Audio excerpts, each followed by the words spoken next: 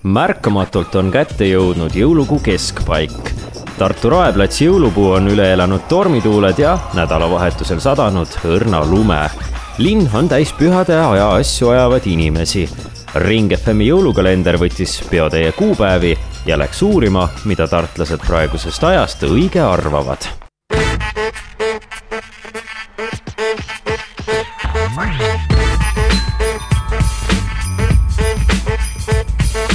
Tere! Aidake mind natukene.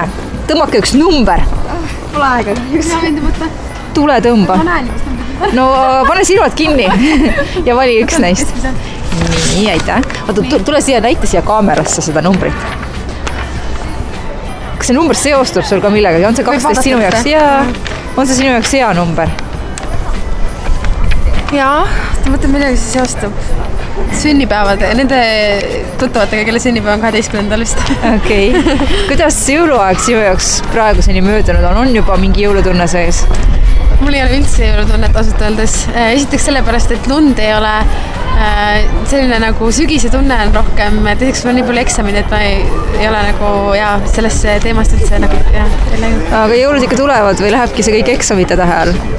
No, minu jaoks läheb see rohkem eksamite tähe all, sest et jõulud on nagu nädalavahetusel ja see on lihtsalt üks nädalavahetus, kus me läheme kõik maale, et see on tore, et me kõik näeme, see on natuke nagu erilisem, aga muidu on see lihtsalt nädalavahetus sel aastal.